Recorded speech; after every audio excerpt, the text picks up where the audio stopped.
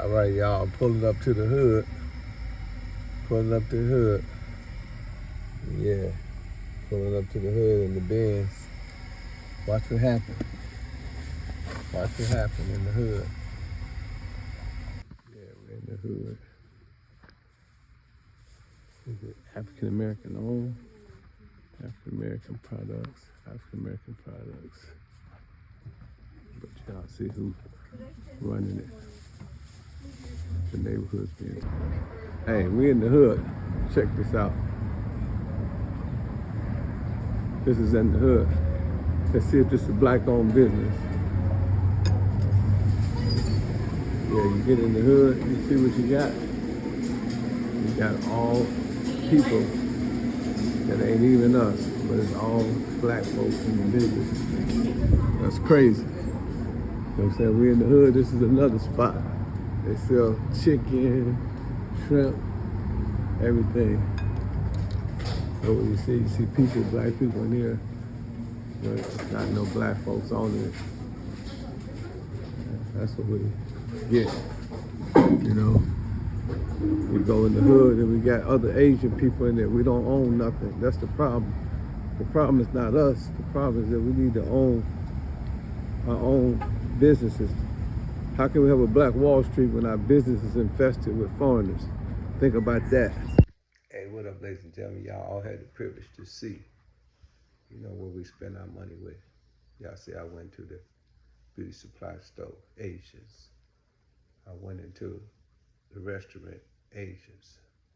I ain't even had to go into the gas station, but to the other places, because y'all already know it's Indians and Arabs. So when we talk about Black Wall Street, and we talk about going back to Tulsa, Oklahoma, and Durham, North Carolina, and Auburn Avenue in Atlanta, the first thing we got to understand is that our problem is beyond, you know, misappropriation of funds. You know, we not only spend 98% of our money with other ethnic groups, but we allow other ethnic groups to come in our community and set up shop and basically occupy the ghetto. There are a lot of foreigners occupying our businesses. So if we did say go back to segregation and we couldn't go into certain facilities and it was back to white only and black only, what would we be going back to? We'd be going back into a permanent state of poverty because we don't even own our community. We don't own our businesses. We don't own our beauty supply stores. We don't own our nail shops. We don't own our gas stations. We don't own our grocery stores. Our grocery stores and our businesses is owned by other ethnic groups. I gave y'all the breakdown. I told y'all in the early 30s and 40s, you know, our Jewish brothers, you know what I'm saying? They came in, set up delis, pawn shops, you know, bought a lot of property. They made their money. They made the exodus like Moses. They got out the hood, you know, and they went to better communities. And they built their communities. They built Jewish communities and became extremely profitable, you know. And then the Chinese, the Asians came in. They set up shrimp fried rice and buffet places. They set up beauty supply stores. They set up nail shops. And they still here. They made a lot of money. Every 5 years, you can go in the store, you'll see a different group of Asians. They switch, you know, who's in there, and they bring in another group, and that group benefit from tax benefits because it's opportunity zone. The hood is called an opportunity zone, meaning that if you come in, you set up a business in the hood, you know, you get certain tax breaks. You know, you get certain loans and certain benefits from setting up in the hood. So every 5 years, a transition happened. Those initial people that set it up in the hood, they end up leaving and taking that money, you know, into their communities. And, you know, a lot of the suburbs, if you lived in Atlanta, or you lived in Milwaukee for a while, you go out in Menominee Falls in the suburbs where I used to live, you know, and just drive around. You see nothing but Asians, Indians, and Arabs. You know, they have made enough money to build beautiful homes and to set up their children in comfortable positions off of the money that they make in our community, which is a travesty. It's really a travesty. And then after the Asians came, We started seeing the Arabs come in. Arabs came in around about the 60s and the 70s.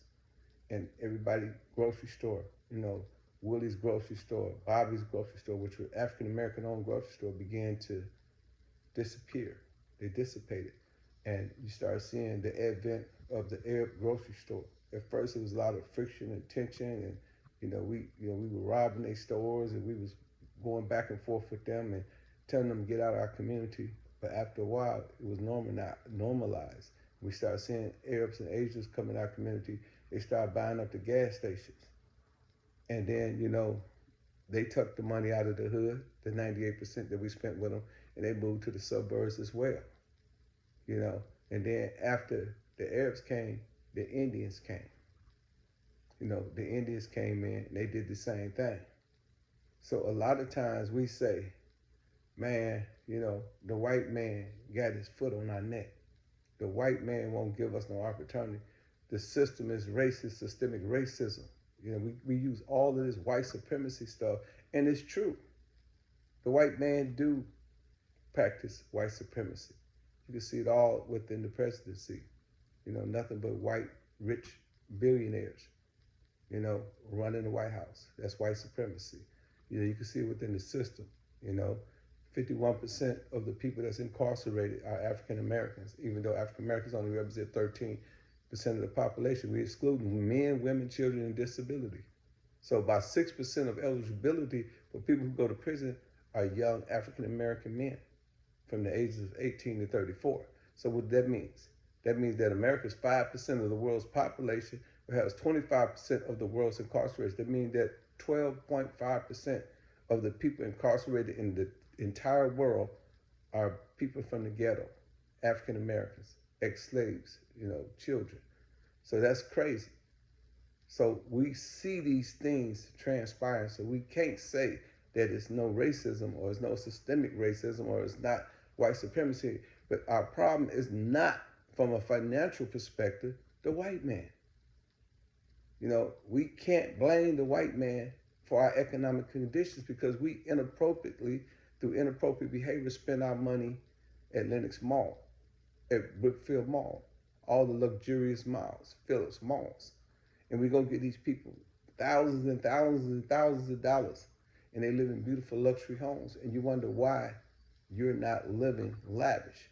How can you live lavish when you're spending 98% of your wealth with someone else who don't put the money back in the community? The money don't circulate. They said the average dollar should bounce 8 times before it leave the community. That's what happened in the Mexican community. And the Jewish community, their money bounced 12 to 15 times. The Arab money bounced 12 to 15 times. The Asian money bounced 12 to 15 times. I ain't never seen an Asian come into a barbershop and get his hair cut. I ain't never seen an Asian pull up, in the hood and get a car wash. I ain't never seen an Asian woman at the beauty parlor, which are some of the business that I ain't never seen Asians come and eat soul food. Maybe here and there, but they don't go in there like we do. They don't support our businesses. I even heard that in some cases, they got a monopoly on all of the beauty supply. They got a monopoly on the equipment for nails. So these folks is in our community and they spending a lot, they're making a lot of money, and we spending a lot of money with them. So we can't just say that our problem is other people. We have to begin to practice group economics. We got to start shopping with each other. We got to make sure that when people don't have our best interests at hand, we got to boycott them. If the Asians and the Arabs and the Indians is not spending money back with the community, they don't do no school drives, they don't get no book packs, they don't do no turkey drives, they don't do no Christmas drives. If you celebrate Christmas or none of that, then we need to quit shopping with them. That is the only way that we're gonna get ourselves out of this condition. Every brother out there that bought them 24 rims, them 24-inch rims, that bought all that jewelry, that put all that money in your mouth, all that them gold teeth and diamonds in your mouth, you need to reconsider and go buy you a grocery store right across from that Arab grocery store. Go open you a gas station. You and your partners put the money together, open up your gas station right across from that Indian or that air gas station, you know, and quit moving out to the suburbs. Gentrify our community, just like you say, oh man, they gentrify the community. Well, there's a lot of houses in the community that could be rehabbed, that you could rebuild. Start rebuilding those houses and fix those houses up and get your credit straight. You know, form your C corporation. You know, sell stock to your homies in the hood. You know, show them how to, you know, become investors. You know, invest your money, you know, in businesses that's gonna give you ROI, a return on your investment. You know, get into technology, you know, get into blockchain, get into AI, get into Web3, you know, get into Ripple, to Coinbase, XRPs, you know, and cryptographic technology, and learn how to uplift your community and quit saying that the problem is the white man. No, the problem is that we are the only group of people that other people can come and set up shop, and we don't say nothing about it.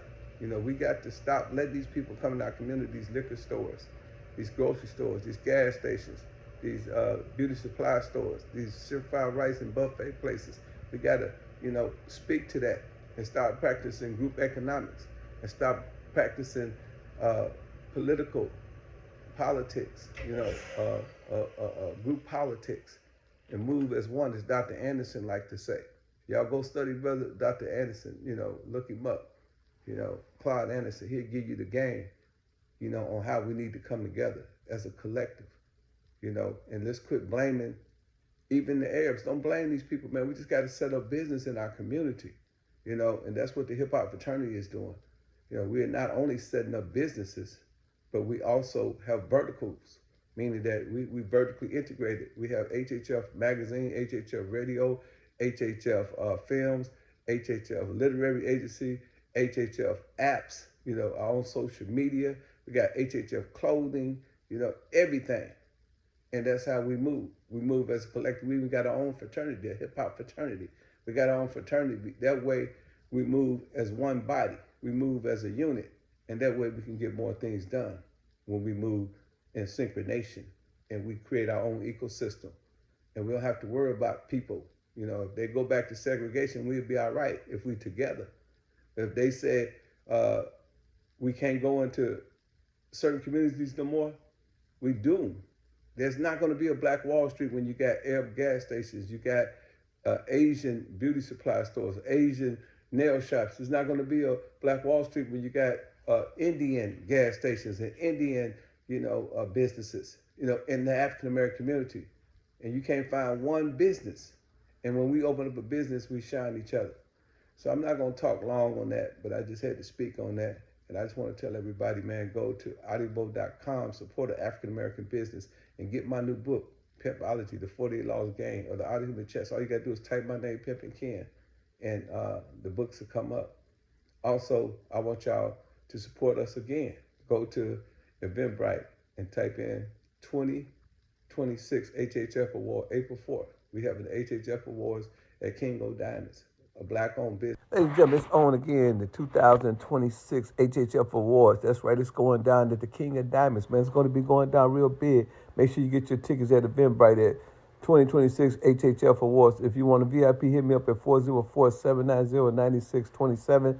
Also, if you want to perform, make sure you hit me up. The performance come with the VIP. Y'all make sure y'all hit me up, HHF. It's going down in a major way. You know what's going on, man. It's only one way to do it, man. Real peace shit.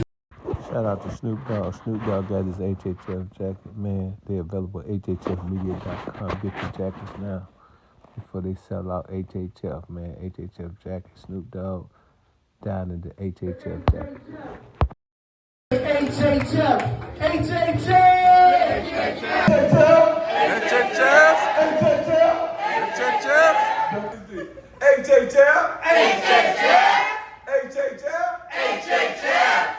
HHF. HHF! HHF. HHF! HHF! The ambassador of HHF. Salute to everybody in the HHF family.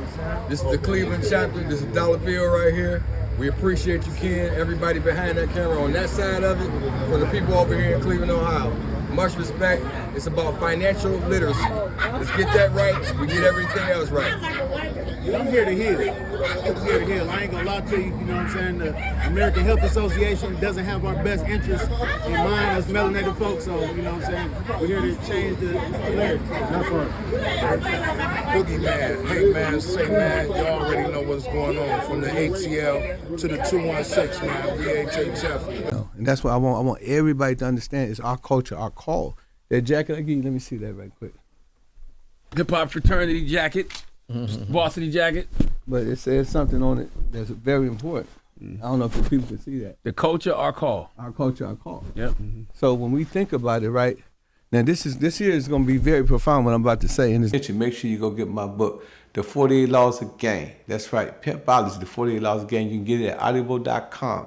All you got to do is type my name, Pimpin Ken, when you get to audible.com. And this book is